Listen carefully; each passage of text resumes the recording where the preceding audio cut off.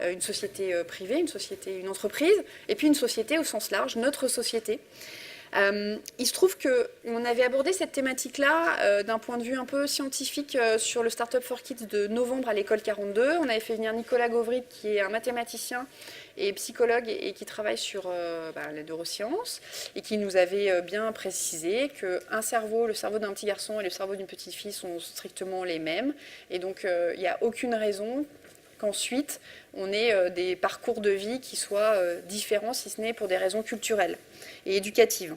Et puis Judith Cohen-Solal, qui est toujours psychologue et qui intervient notamment dans l'association Coexister, qui va dans les établissements scolaires, donc vraiment qui prend cette question de filles-garçons à bras-le-corps et qui va démonter les stéréotypes et les préjugés que chacun peut avoir dans le cadre scolaire et puis personnel.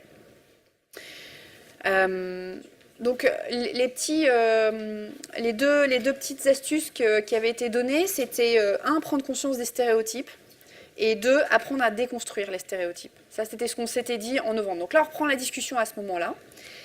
Et alors, donc, on a 3 personnes qui vont nous expliquer, qui vont nous décrire 3 expériences différentes et qui vont nous expliquer, nous donner des informations sur ce qu'elles vivent au quotidien par rapport à cette question-là, la différence filles-garçons dans le monde de l'entreprise, dans le monde d'un système économique et puis dans le monde scolaire.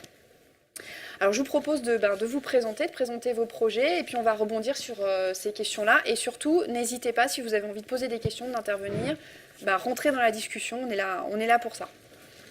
Alors, je commence. Donc bonjour à tous, Charlotte Rodriguez. Je ne vous donne pas le nom de mon entreprise, c'est marqué sur mon t-shirt. Je suis responsable sous-traitance, stratégie sous-traitance chez Nokia. En parallèle, j'ai aussi à gérer l'antenne Stronger de Paris-Saclay, Nokia Paris-Saclay.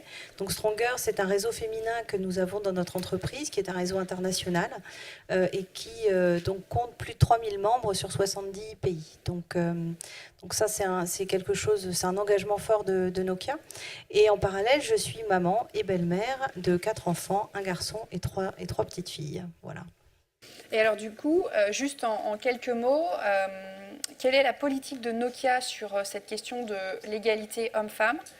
Quelle est la politique globale et comment est-ce que ça se met en place dans l'entreprise au quotidien ? Alors, chez Nokia, la diversité est un axe vraiment très important. Alors derrière la diversité, on va avoir la mixité, donc l'égalité des chances pour les femmes, pour les hommes. On va aussi avoir les missions handicap qui sont très actives. On va aussi avoir un engagement de l'entreprise vis-à-vis de la cause LGBT. Donc c'est quelque chose qui est très important. Disons que c'est la marque de fabrique aussi de l'entreprise. En parallèle de ça, donc on a ce réseau féminin, Stronger, qui compte beaucoup de membres et qui est très actif dans l'entreprise. Donc énormément de choses sont organisées pour essayer justement de déconstruire les stéréotypes. Alors d'une part, il y a la prise de conscience des stéréotypes. Donc on organise régulièrement. Alors quand je dis régulièrement, c'est au moins une fois par mois, on a un événement avec des conférences où on fait intervenir des gens en interne pour présenter un petit peu leur parcours des femmes et qu'elles puissent être présentées comme des rôles modèles. On fait aussi intervenir des gens en externe. Alors ça peut être par exemple le laboratoire de l'égalité, ça peut être des conférencières scientifiques, etc. pour montrer en interne de Nokia que les femmes ont tout à fait leur place dans ce domaine d'activité qui est sciences, techniques, ingénierie et mathématiques et que nous avons aussi à travailler sur les rôles modèles. Ensuite, en termes d'action, d'engagement de l'entreprise, on a la charte diversité qui est signée depuis 2005. On a, par exemple, sur toutes nos offres d'emploi, qu'elles soient internes ou externes, on a une mention de plusieurs lignes prouvant que ce que l'on souhaite, c'est que toutes les candidatures soient évaluées de la même façon, indépendamment de l'âge, de la religion, du sexe, etc. Voilà. Donc ça, c'est quelque chose qui n'existait pas encore il y a quelques années, mais c'est une étape supplémentaire pour rappeler à tous les recruteurs qu'on doit juger la personne sur ses capacités et non pas sur les stéréotypes que l'on peut avoir. Qu'est-ce que j'ai oublié? Oui, alors en preuve de cet engagement de Nokia pour la diversité, on a été récemment sélectionné parmi 230 entreprises dans le monde pour sélectionné par Bloomberg sur le Gender Equality Index avec une note de 84 sur 100. Pour citer un exemple, on a L'Oréal qui a obtenu une note au-dessus de 93% à cette même analyse, alors que chez L'Oréal, on a plus de 60% de femmes dans l'entreprise. Chez Nokia, on est encore à 20% uniquement de femmes dans l'entreprise. Voilà. Oui, donc ça montre la volonté. Ça montre la volonté et les actions voilà. Sur ce sujet-là. Tout à fait, tout à fait. D'autres. Ok, bon, okay. On va continuer.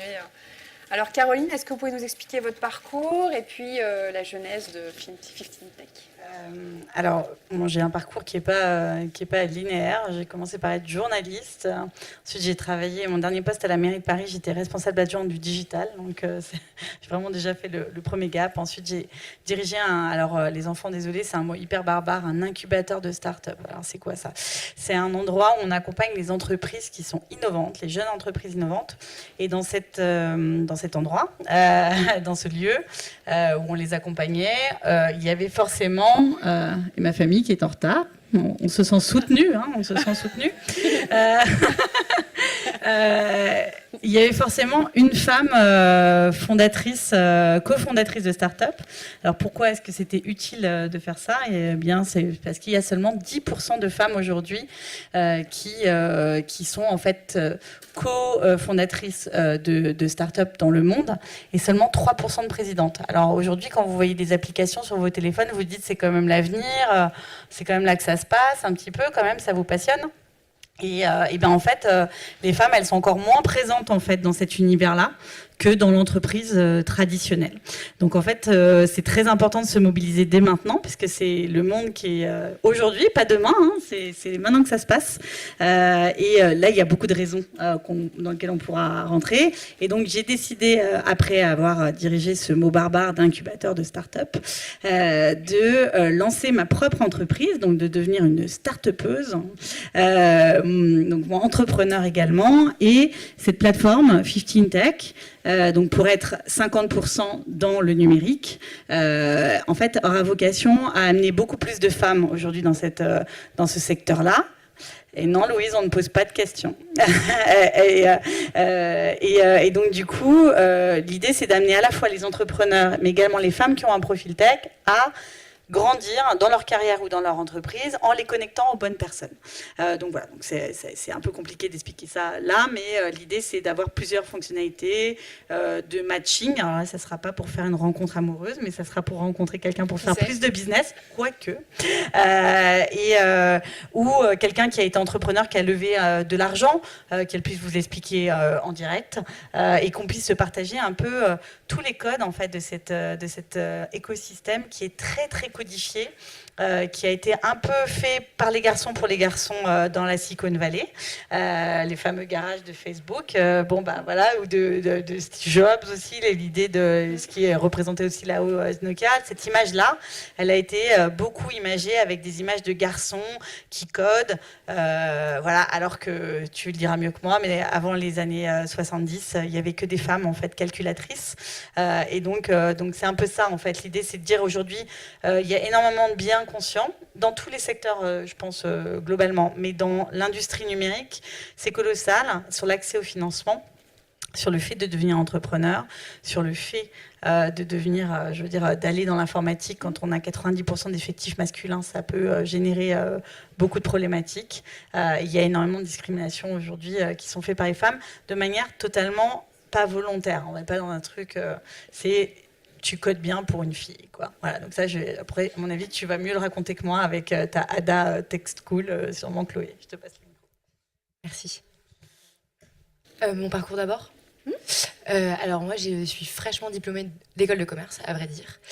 J'ai commencé mon parcours en fait en finance, où j'ai justement rencontré la problématique où on parlait de certains secteurs qui portent des biais très genrés. La finance en était un, et en fait, donc j'ai été un petit peu confrontée à ces problématiques. Et donc du coup, moi, j'ai fait un petit point sur moi-même et je me suis dit, sur quoi j'aurais envie d'agir pour changer ce genre de biais. Et donc j'ai décidé dans un premier temps de créer une première entreprise qui était des ateliers d'accompagnement à l'orientation pour les 16-18 ans. Parce que je trouvais que en fait justement c'était des moments où il y avait énormément de poids de l'extérieur et on avait beaucoup de mal à se poser sur soi pour prendre un choix. Et donc du coup j'ai décidé de créer cette entreprise qui s'appelait Talent Me. Et puis ensuite j'ai décidé que c'était pas encore assez fort comme solution. Et donc en fait il y avait peut-être une solution à proposer du côté des écoles.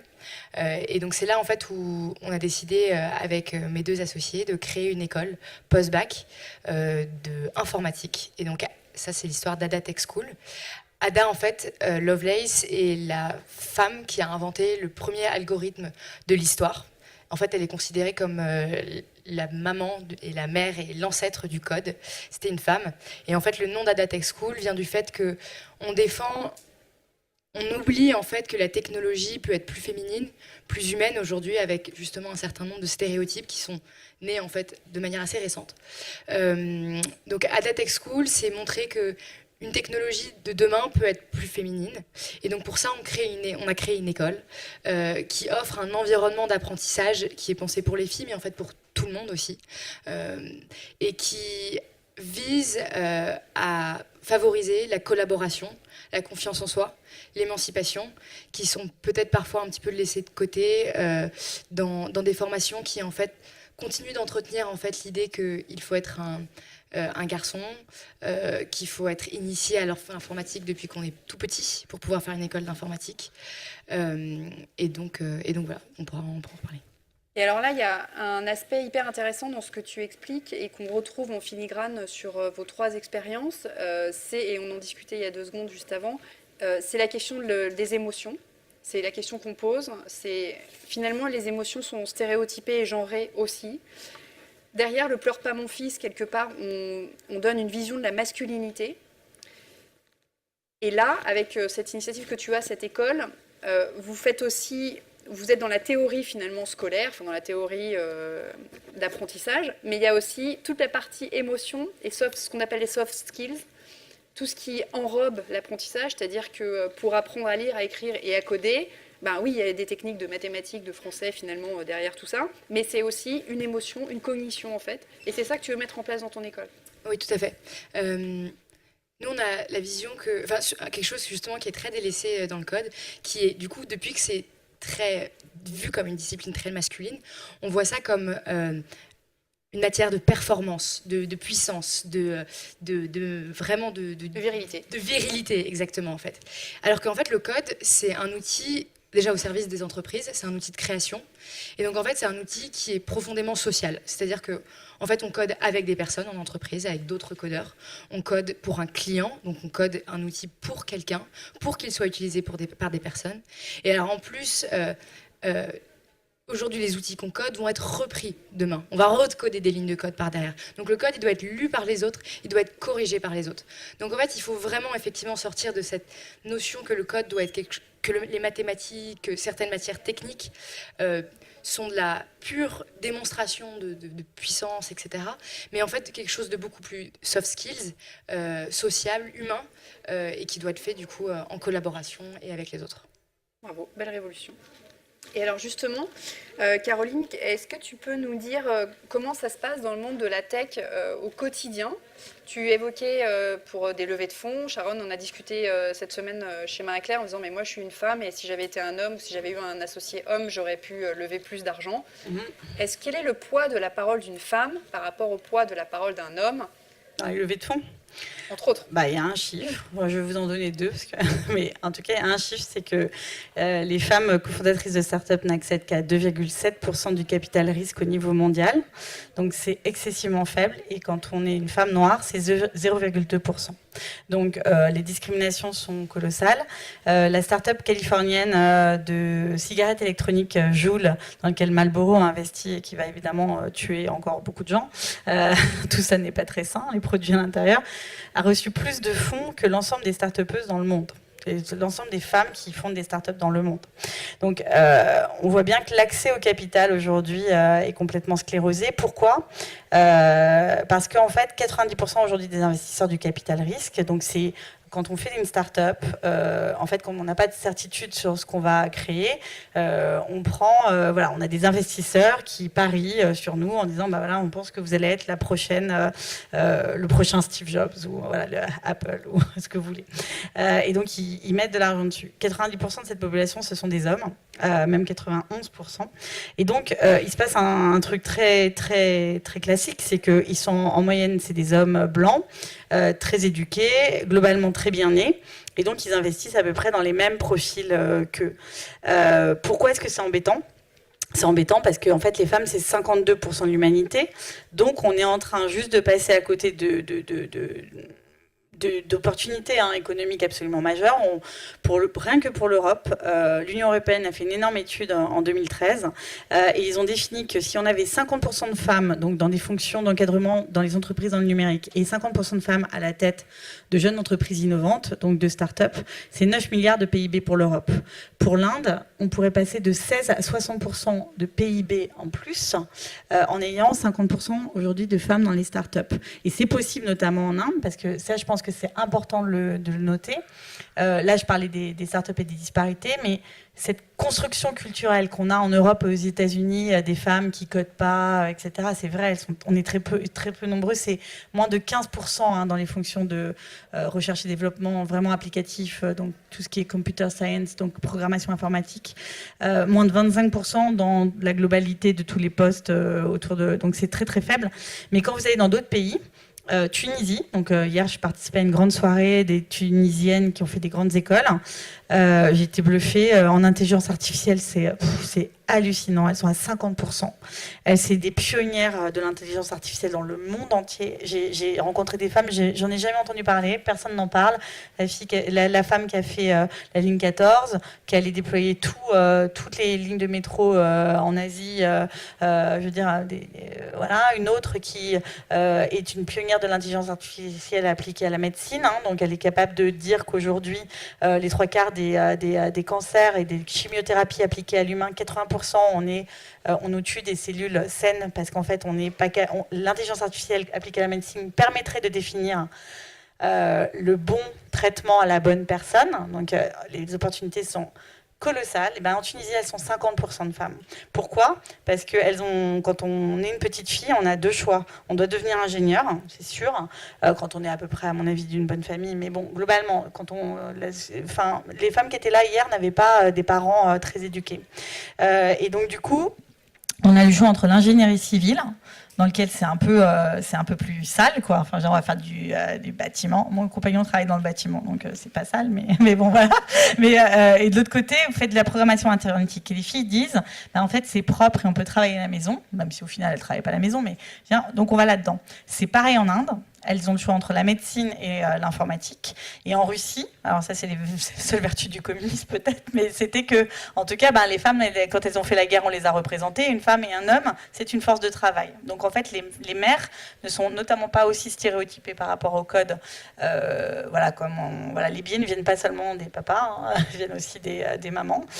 Et donc du coup, tout ça c'est très intéressant. Et en Chine, on a 55% de femmes dans la tête de start-up.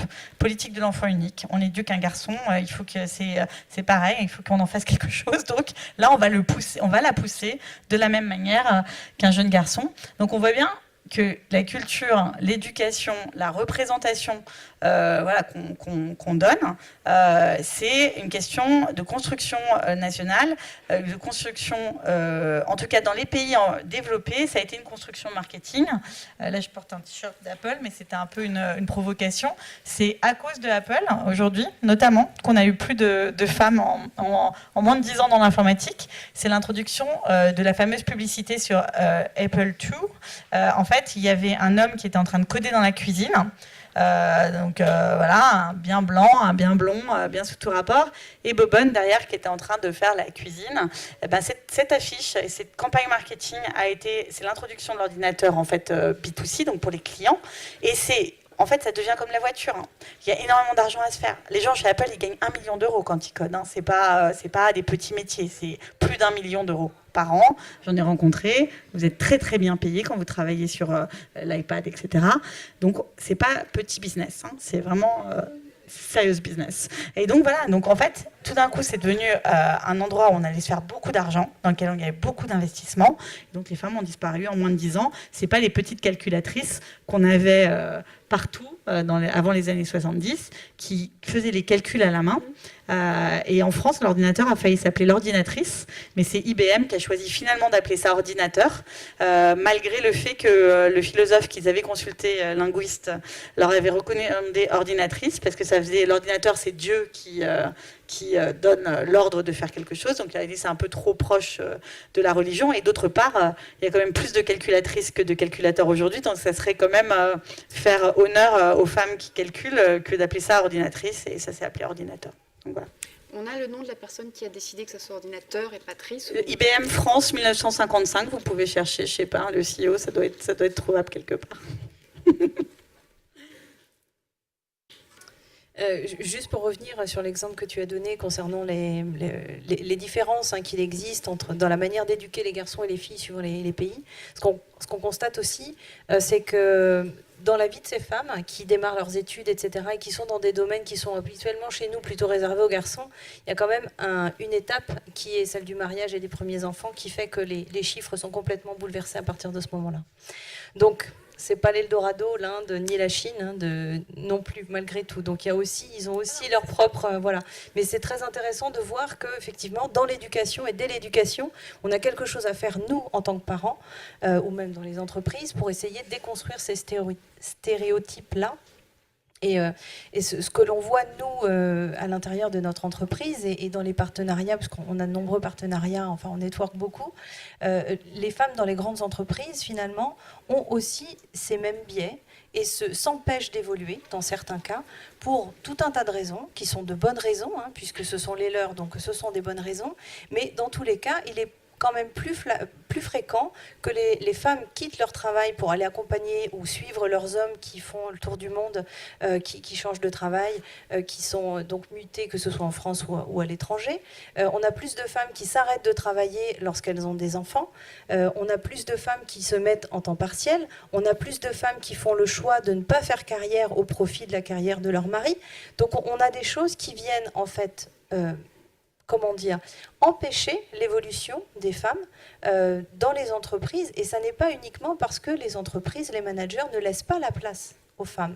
C'est aussi que les femmes, par le poids de la société, de leur éducation et de la culture, se retrouvent empêchées, sans forcément être conscientes qu'elles s'empêchent de faire carrière.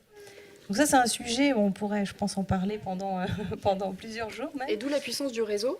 Mais voilà, d'où l'importance du réseau. Quand on est seul dans un bureau, on n'a pas forcément les gens à côté de soi pour nous aider. Donc la puissance du réseau Stronger, effectivement, peut amener... Enfin, la sororité peut changer les choses. Exactement. C'est vraiment l'objet de... En fait, c'est Stronger, ça a été créé par 6 employés de Nokia en 2011. Et ça n'a cessé de grandir puisque ça nous a permis, effectivement, de faire du networking à l'intérieur de l'entreprise avec différents pays aussi. C'est là que, voilà, on profite justement enfin, on a de très bons taux, par exemple en Roumanie, en Pologne, en Inde, etc., où on a beaucoup de femmes qui effectivement font carrière et démarrent vraiment sur des domaines d'activité sur lesquels même chez Nokia, on a plutôt des hommes habituellement, donc les chiffres s'inversent. Et effectivement, ce que l'on fait, c'est qu'on fait du mentorat, on fait du coaching pour que chacune des femmes prenne conscience de ses propres biais, de ses propres stéréotypes, de ses freins et commence à oser. Et en général, les retours que l'on a sont assez intéressants puisqu'on se rend compte qu'il y a un travail qui se fait dans l'entreprise. Donc on va avoir des femmes qui vont se dire « bah oui, moi aussi, je peux tout à fait, comme les hommes, aller négocier mon augmentation de salaire » ou alors répondre à une offre, ne serait-ce qu'en interne, en se disant « effectivement, moi, je n'ai pas 100% des compétences, j'en ai 70, mais je vais y aller quand même ». Alors qu'en général, les femmes, c'est plutôt, au moins 80-90%. Ouais, chez nous, c'était moins. Donc le travail a dû être fait. Mais voilà, alors qu'un homme, les chiffres qu'on avait, c'était 60%, ils y vont. Donc ça, ce sont des petites choses. Et en fait, le travail se fait en interne, mais le travail se fait aussi à la maison. Et beaucoup reviennent nous voir en nous disant, en fait, je me suis rendu compte, oui, que je n'avais pas les mêmes attentes vis-à-vis de mon fils que vis-à-vis de ma fille. Voilà. Et alors du coup, comment est-ce que la mixité peut amener plus d'égalité? Et notamment sur la plateforme 15 Tech, j'ai vu qu'il y avait plein d'hommes. Qu'est-ce que ça apporte?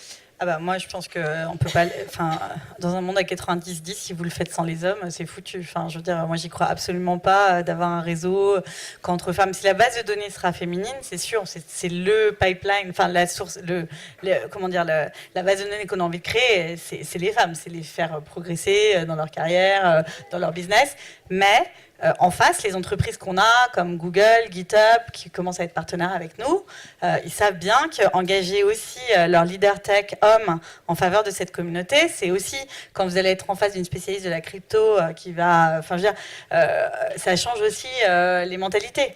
Donc, et au-delà de ça, je pense qu'une vraie politique, de toute façon, le monde c'est 50-50. On va pas, le but c'est pas qu'on ait 70% de femmes dans la tech. Quand à l'incubateur on forçait le trait, c'est-à-dire qu'on avait une discrimination positive de forcément prendre une start-up avec une femme cofondatrice. Le résultat, c'était 50% d'hommes cofondateurs à la fin du programme. Pourquoi? Parce que les femmes n'entreprennent pas qu'entre femmes. Et d'ailleurs, quand elles entreprennent qu'entre femmes, souvent, il y a un biais dans l'entreprise, elles ont souvent beaucoup trop de femmes avec elles. Moi, je ne crois pas. La mixité est vecteur de performance quand c'est mixte. C'est prouvé. Dans l'entreprise, toutes les entreprises qui ont un très bon taux de mixité sont plus performantes, c'est pas moi qui le dis, c'est McKinsey. Dans les startups, c'est pareil. Des fonds d'investissement ont démontré leurs chiffres. BCG, l'année dernière, le Boston Consulting Group a défini 12% de performance en plus pour les startups qui sont équilibrées en termes de genre et plus globalement de diversité, pour toutes les raisons qu'on a évoquées avant. Mais également, je pense qu'aujourd'hui, ça a été aussi prouvé par le MIT, dans une équipe, quand on a une mixité très forte, c'est-à-dire vraiment assez parfaite, le taux de QI augmente. Pourquoi? Et là, c'est assez intéressant que tu mettes les émotions là-dedans, c'est que en fait, les femmes ont alors pour le coup, un quotient émotionnel plus développé de par notre éducation. On n'a pas été éduqués que de mauvaise manière. On a un quotient émotionnel extrêmement développé. Et oui, les filles ont très très développé. Et donc, du coup, ça amène beaucoup plus d'empathie, beaucoup plus de collaboratif dans les groupes. Et du coup, ça génère, de manière mathématique, là, beaucoup plus de QI. Donc voilà, donc ça c'est très important aussi de le noter. Donc moi, il est hors de question que je construise. C'est pour ça aussi que j'ai choisi 15 Tech et pas Woman ou du coup voilà des trucs qu'on avait. Mais les 3/4 des réseaux féminins aujourd'hui ont beaucoup d'hommes à l'intérieur. Voilà, c'est ça, 20 à 30%. Parce que c'est important, je veux dire, parce qu'ils ont souvent les postes à responsabilité, ils ont accès à l'argent et ils savent comment faire pour monter. En revanche, le networking entre femmes est très très important et se passe différemment que celui des hommes. Les hommes, le réseau est très lié à l'école qu'on a fait, donc c'est là que se passe l'essentiel du network qu'on a acquis, même si après ça se passe dans l'entreprise, mais c'est là, c'est le levier. Alors que chez les femmes, il faut absolument multiplier le nombre de connexions féminines que vous pouvez avoir, qui puissent vous appuyer dans tous les secteurs de la société. Parce que vous ne savez pas d'où l'appui va venir. Et donc, ça a été démontré aussi qu'il est très important de s'entourer de beaucoup de femmes à différents niveaux, différents leviers, que vous puissiez activer à un moment donné dans votre carrière quand vous en avez besoin. Et ça, les femmes savent moins le faire. Et elles savent également moins être sœurs. On est moins des sœurs que les hommes sont des frères, de manière dans notre éducation. J'ai 2 petites filles, donc moi je suis très très très vigilante sur leur dire la compétition pour être la plus jolie ou machin, ça, on n'a rien à faire. Non, il faut être des sœurs aujourd'hui. C'est même essentiel dans le business, dans notre mode de construction. On voit bien les garçons font du foot, ils font des sports collectifs. Nous, c'est des sports qui sont très individuels, voire des jeux très individuels. Qui en fait force le trait de la compétition, qui fait que les femmes ont une faible capacité de projection dans l'autre. Donc quand quelqu'un réussit, si elle ne ressemble pas de manière exacte, on a une très faible capacité de projection. Donc par exemple, une Sheryl Sandberg, c'est pas forcément un modèle pour tous. C'est plutôt la copine qui va réussir à lever 1 million qui va être son modèle, parce qu'elle va pouvoir nous expliquer concrètement comment elle l'a fait. Si en plus on a des enfants et qu'on en a, là on va se dire ah oui, je peux le faire. Donc c'est vraiment une capacité de projection. Donc moi je milite beaucoup plus pour la création, et c'est ce qu'on va faire sur des rôles modèles à échelle humaine, de se dire on va être inspiré inspiré par quelqu'un voilà, comme toi qui monte ce réseau, qui a une carrière, ou comme toi qui monte ton entreprise et qui va peut-être lever de l'argent, plutôt que voilà, ce grand modèle où on se dit mais comment elle a fait pour avoir 5 enfants, diriger une worldwide company, et écrire des bouquins qui nous donnent des leçons toutes les 2 minutes. On se dit non mais c'est pas possible, c'est pas pour moi. Et ça c'est vraiment une construction très féminine. Moi, toutes les femmes que j'ai interrogées vraiment quand j'étais dans l'incubateur, leur modèle c'était leur mère, leur grand-mère, hein, leur meilleure amie. C'était pas Sheryl Sandberg. Ça peut être des modèles d'inspiration très forts. C'est très important de les avoir, très important d'en avoir partout dans les magazines, etc. Mais le vrai modèle qui fait qu'on fait la bascule, c'est un modèle de proximité. C'est pas un modèle, voilà. Donc, je pense que le fait d'être entrepreneur sur mes 2 filles, ça aura beaucoup plus de projection concrète que de voir, voilà, c'est plus mécanique comme ça chez nous, en tout cas les femmes, je crois, qu'autrement. Et Chloé, la mixité dans ton école, comment tu l'envisages ? Alors il y a plusieurs choses. On veut la féminisation, et la féminisation, elle passe par la mixité. Ce qu'on a observé, c'est que effectivement, les équipes non seulement sont plus performantes, mais féminiser des équipes, c'est aussi bon du coup aussi pour les hommes en fait. Ils ont fait une étude à l'université de Carnegie Mellon où en fait ils avaient très peu de femmes et ils ont agi sur plusieurs leviers, mais un des leviers était d'agir sur le critère d'entrée. C'est-à-dire qu'ils ont enlevé une expérience précédente en programmation comme caractéristique d'entrée. Parce que du coup, de facto, en fait, ça retirait beaucoup de femmes. Ils ont mis, à côté en enlevant cette critère, ils ont rajouté un critère qui était celui du leadership, des travaux comme aux États-Unis qui font community, des travaux sur la communauté, etc. Donc des parties un petit peu plus soft skills. Ce qu'ils ont vu, c'est que non seulement ils ont eu une augmentation de femmes qui ont arrivé, mais une augmentation drastique, c'est-à-dire qu'ils sont passés de 10 à 50%. Mais aussi de nouveaux profils masculins en fait. Et ils ont eu une diversité en fait dans leur programme masculine et féminine qui a fait énormément de bien également à l'école. Donc travailler aussi sur les biais, casser les stéréotypes genrés, mais aussi culturels, donc par exemple sur l'image du geek, de savoir qu'est-ce que c'est être un bon codeur, c'est agir pour les femmes, mais c'est aussi agir pour les hommes, et pour les deux en fait avoir des environnements qui soient plus propices à tous les deux. Et là, tu évoques un sujet qui est hyper important aussi. C'est tout bête, mais les formulaires. Les formulaires sont hyper genrés pour recruter. J'imagine que Nokia, vous avez mis en place le zéro genre sur les annonces, sur les critères de réponse, enfin sur les formulaires de réponse. Et donc toi, c'est ce que tu vas faire aussi pour l'école. Oui, c'est agir sur des critères en fait qui sont presque insidieux en fait. On s'en rend pas compte, mais donner, c'est ce qu'on disait, les femmes ont besoin d'être à 120% des capacités quand les hommes ont besoin d'être à 70. C'est du coup lever en fait des barrières qui sont celles de l'autocensure en fait pour pouvoir l'autocensure. Donc du coup, on fait ces critères qui sont plutôt genrés sur les admissions et le travail à faire vers l'école. Je voulais donner l'exemple de l'école 42. Là. Sophie Vigier vient de reprendre la direction. Il y avait 8% jusqu'à présent de femmes dans l'école. Le directeur, je ne vais pas m'exposer, vous verrez sur Internet, est un peu spécial. Et il y a un des trucs qui faisait... il y a trop d'enfants pour en parler. Il y a un des trucs qui faisait gagner, en fait, c'est une école qu'on appelle d'apprentissage pair à pair. Donc il n'y a pas de prof, etc. On est tout seul devant son ordinateur. L'école était super froide. Et quand on gagnait, donc il faisait 92% de garçons, 8% de filles. Le truc pour gagner, donc vous étiez vachement motivés, c'est que vous gagnez un tour dans le jacuzzi. Vous imaginez, vous êtes bien, vous êtes 2 filles contre 9 garçons, vous êtes vraiment très très bien. Donc c'était une culture hyper masculine, et les garçons avaient accès à tout, tous les numéros de téléphone, ils appelaient, les caméras de vidéosurveillance, tout était totalement détourné. Et donc, Sophie Vigier, qui était une femme qui a appris la programmation dès ses 8 ans, il faut que vous la regardiez, c'est une femme incroyable. En moins de 3 mois, elle a retroussé les manches. Déjà, l'école était très froide. Elle a mis beaucoup d'œuvres parce que Xavier Niel a accès à un musée personnel. Donc, elle a recouvert l'école d'œuvres d'art. Elle a fait taguer une énorme Marianne en street art à l'entrée. Ensuite, elle est allée chercher, elle a fait un partenariat avec Pôle emploi. Elle est allée chercher toutes les femmes. Elle a fait sauter la barrière d'âge là, pour les 30 ans d'Internet. Avant, on n'avait pas le droit, après 30 ans, de faire l'école 42. Hop, elle a sauté le truc, c'est bon, on peut faire à 50 ans, vous pouvez aller coder à l'école 42, qui est une école gratuite, c'est quand même super. Elle est allée chercher les femmes de Pôle emploi, elle leur a montré ce que c'était que le test, elle a dit, vous voyez que vous pouvez le faire.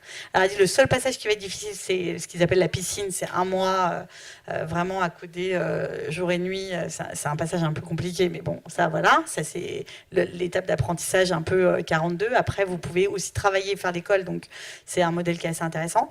Et ben, en 3 mois, elle a eu 36% de personnes qui passent le concours. Ça ne veut pas dire qu'elles vont forcément être admises, on va voir les résultats, mais ils étaient à moins de 8%. Donc quand on veut, on peut, c'est qu'une question de volonté, de représentation. Elle arrive, elle a des talons, elle est grande, elle est blonde, rien à voir avec le modèle de la geekette traditionnelle. Donc, elle inspire les autres, pour le coup, de manière très proche. Elle va les chercher, elle leur montre, et elle y va de manière très volontariste. Bah, ça a changé en moins de 3 mois. Enfin, franchement, c'est absolument dingue. Ils étaient dans une panade absolue. Et ben, elle a retourné le modèle, elle a arrêté les jacuzzis. Enfin, c'était pas très compliqué non plus, mais voilà, il fallait juste être une femme pour y penser, peut-être. Moi, j'avais juste un petit commentaire avant que l'on termine. Ce que je voulais dire, c'est que hier, j'étais avec mes enfants, je vous les ai apportés. J'étais avec mes enfants dans un magasin de jouets et je me suis permise de prendre juste le petit magazine de Playmobil pour faire une petite analyse et voir par rapport à la conférence d'aujourd'hui ce que ça donne aujourd'hui. Parce que Playmobil, c'est plutôt peu genré comme produit. On n'est pas sur du Barbie. Voilà. Or, je vous laisserai regarder. Il y a une page qui concerne les chevaliers. Il n'y a pas une seule femme sur cette page qui concerne les chevaliers. Et en revanche, il y a une nouvelle collection qui vient de sortir sur les grands magasins. Et alors là, j'espère que vous n'avez pas de petit garçon qui veut travailler dans un grand magasin ou dans la mode parce qu'il sera obligé d'être en rose. Il n'y a pas un homme qui est sur cette page grand magasin, etc. Donc, juste pour dire que ce que l'on a raconté aujourd'hui, ce que l'on vit dans notre entreprise, ça démarre déjà depuis tout petit. C'est-à-dire que même si vous, à travers votre éducation, vous pensez faire les choses de manière équitable, il y a tellement d'éléments autour de vous, que ce soit à l'école ou que ce soit dans la publicité, etc., qui genrent en fait trop fortement nos enfants dès le plus jeune âge, que si on n'a pas conscience qu'à travers les jeux, à travers, comme tu le citais, les activités extrascolaires, etc., si on n'a pas conscience des risques qu'on prend à empêcher une petite fille de faire du foot ou à empêcher un petit garçon de faire de la danse, ça va avoir un impact sur tous ses choix de vie. Très certainement, puisque dès le départ, vous allez lui dire « tu dois être dans cette case ou dans une autre case, tu ne peux pas être tel que tu es toi ». Et donc, bon, voilà, enfin, c'est pas forcément une conclusion, mais voilà. Donc Peut-être que là, tu veux ajouter quelque chose, et puis je voudrais que vous réagissiez aussi, que vous nous disiez ce que vous en pensez.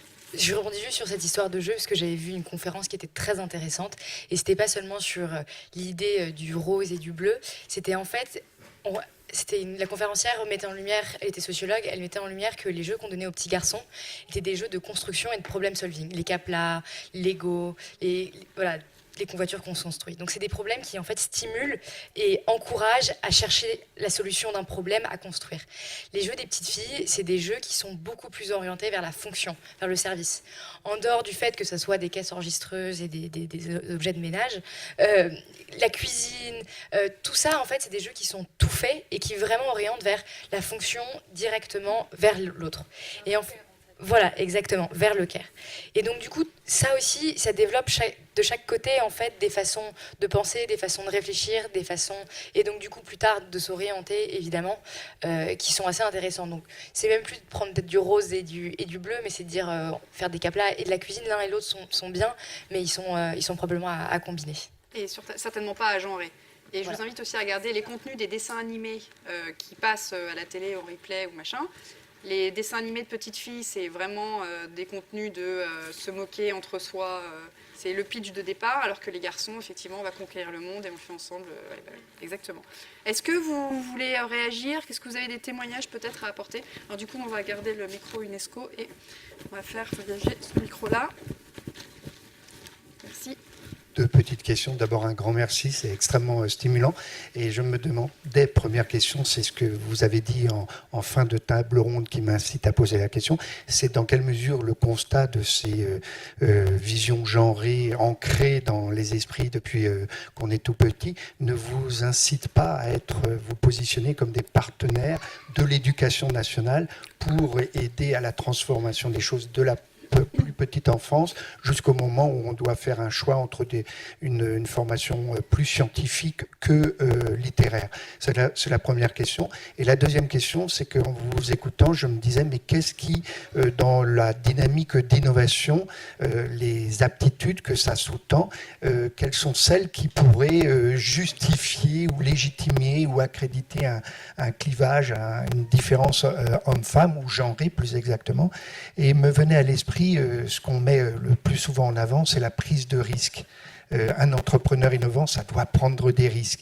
Et ça, est-ce que insidieusement, ça n'insinue pas, voilà, l'idée que, du coup, c'est forcément l'affaire d'hommes que de femmes. Je force un peu le trait, mais je vois que ça vous fait réagir. Non, pas tant. Je ne suis pas dirigée pour l'instant sur l'éducation nationale. Là, pour l'instant, moi, je suis sur une plateforme, donc on va aller travailler avec des personnes comme justement Startup for Kids ou d'autres acteurs qui le font. C'est très dur de travailler avec l'éducation nationale. Vous savez que beaucoup de startups essayent.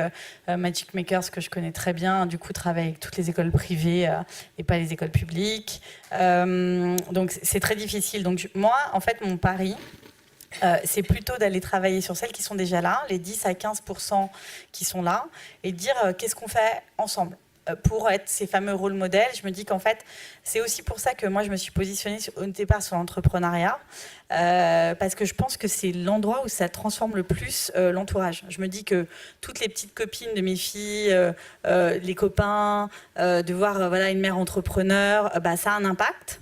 Donc, si je peux aller témoigner, j'irai le faire. Et après, à terme, moi, ce que j'aimerais sur la plateforme, c'est que je pense qu'on en aura qui demanderont plus d'aide qu'ils n'en donnent peut-être. Et j'aimerais faire des partenariats, mais alors vous imaginez après comme on est déjà européen minimum ou IMIA déjà, donc dans chaque pays, donc en France par exemple il y a une association qui s'appelle 100 000 entrepreneurs qui permet d'aller dans toutes les écoles. Moi j'aimerais insister toutes les femmes qui sont en France à pouvoir passer par cette association. Moi je ne vais pas le faire, ils le font mieux que moi, ils ont déjà tous les partenariats avec les écoles pour aller témoigner. Et du coup, avoir ce fameux, quand on ne sait pas où les trouver, nous on les a, on les aura, donc on pourra trouver. Pareil, je pense que du coup, quand je veux dire, il y a des associations, quand on se dit il n'y a pas de femmes dans l'intelligence artificielle, si on a besoin d'aller faire témoigner des femmes, on sera là pour aller, avoir ces modèles. On aura toute une série de podcasts très courts, 5 à 10 minutes. Alors, c'est pas pour les petites filles, mais demain, pourquoi pas en inventer des formats là-dessus. Donc, moi, ce que je pense, c'est qu'il est urgent déjà d'agir sur ce qui fait qu'on va pas...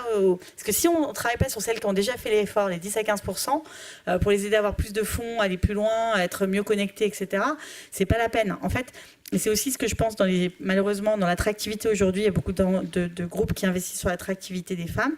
Tant qu'on n'a pas travaillé là très fortement, comme vous le faites, sur rétention et promotion des femmes en interne, c'est pas la peine d'attirer des nouvelles femmes. Il y a le rapport d'un fonds d'investissement européen, Atomico, qui est sorti en décembre, qui dit que 46% des femmes dans la tech, dans l'industrie tech numérique, ont une expérience de discrimination en tant que fondatrice ou dans leur équipe. Donc, aujourd'hui, c'est d'abord ça qu'on doit aller travailler. Enfin, moi, c'est le segment sur lequel je me mets. Et ensuite, j'irai faire des partenariats avec ceux qui vont en amont. Mais c'est très important déjà de se dire, arrêtons d'attirer des gens, c'est la boucherie. Quand vous arrivez et que vous avez des groupes qui ne sont pas préparés, ça crée quoi? C'est tous les scandales de harcèlement sexuel de la Silicon Valley, tous, qui sont basés sur la performance et on ne contrôle pas ce qui se passe. C'est des cofondateurs qui tombent, donc c'est très grave. Donc il faut absolument déjà dire aux investisseurs, arrêtez d'investir dans les équipes 100% masculines, c'est à peu près sûr que vous allez avoir un scandale dans les 5 prochaines années, c'est sûr. Voilà, c'est comme ça. Donc maintenant, allons-y ensemble pour arrêter de faire cette boucherie, parce qu'en fait, ce qui se passe, c'est qu'on peut inciter toutes les femmes à aller dans les écoles de code, hein. Si elles arrivent et que c'est n'importe quoi, et qu'on ne les fait pas grandir et qu'on ne les promeut pas, ça ne sert à rien, parce que de toute façon, qu'est-ce qu'elles vont montrer d'elles? Elles vont partir de la tech. 45% d'entre elles quittent plus la tech, sont plus favorables à quitter définitivement la tech après leur première expérience professionnelle aujourd'hui. Donc, travaillons d'abord sur ces chiffres-là, je pense. Je pense que ça, c'est la responsabilité des entreprises. La responsabilité des entrepreneurs, c'est la responsabilité des investisseurs. C'est que des adultes. Donc déjà, faisons ça. En tant que parents, agissons aussi. Je pense que c'est difficile de ne pas tomber dans les pièges. Hein. Voilà. Moi, je n'avais pas amené le livre sur les filles rebelles, mais qui est super. Les rôles modèles, vous l'avez Juste pour rappeler l'histoire de l'éducation nationale, je vous rappelle qu'il y a eu une initiative du ministère et de l'ancienne ministre sur l'égalité. Ça s'appelle l'ABC de l'égalité. Je vous invite à aller voir sur Internet l'histoire de ce mouvement, parce qu'on est quand même dans un pays qui est profondément judéo-chrétien, et on doit faire aussi avec. Exactement. Oui, je veux dire, sauf que ça a été retiré, et il a bien fallu... ça lui a coûté cher. Après, concernant votre question sur le clivage dans l'innovation, ce que l'on constate, nous, dans notre entreprise, c'est que finalement, on a peu d'hommes qui comprennent réellement qu'il y a une différence entre les hommes et les femmes dans la manière d'innover. Pour eux, un homme, une femme va innover de la même façon, ce qui est vrai. Hein. Donc pour eux, ça n'est pas un problème, pas forcément un problème, parce que ce que l'on disait tout à l'heure, les hommes ont été habitués à faire des sports collectifs, par exemple, etc. Donc c'est vrai que naturellement, ils vont plutôt aller vers les hommes, puisqu'ils ont l'habitude, être frères. Mais ils ne vont pas considérer qu'une femme a moins de capacité à innover. Enfin, en tout cas, nous, c'est ce qu'on constate. Hein. C'est peut-être pas pareil partout. En revanche, ce que l'on voit aussi, c'est que les femmes osent moins. Elles n'osent pas aller sur ces métiers-là parce que manque de rôle modèle, parce que peut-être méconnaissance du milieu, etc. Mais intrinsèquement, les hommes sont prêts à accueillir des femmes dans leur cercle d'innovateurs. Ça, il n'y a pas de problème. Donc le travail, il vient de bien plus loin. C'est-à-dire que si vous apprenez effectivement à une petite fille à être aussi casse-cou qu'un petit garçon, vous allez la mettre dans une situation où elle osera prendre des risques. Alors c'est sûr que la petite fille qui va jouer dans sa chambre à la poupée toute la journée, pendant que le petit garçon il est en train de se pendre à un arbre et faire les 400 coups dehors, vous n'allez pas, enfin l'impact sur la manière d'appréhender la prise de risque, elle va être complètement différente à l'âge adulte. Voilà. Je vous invite à échanger, à continuer à échanger peut-être en dehors de la salle parce que la prochaine intervention va arriver. Je vous remercie mille fois à tous d'être là et d'avoir participé à cette qualité. Merci mille fois, merci beaucoup. Merci pour vos questions.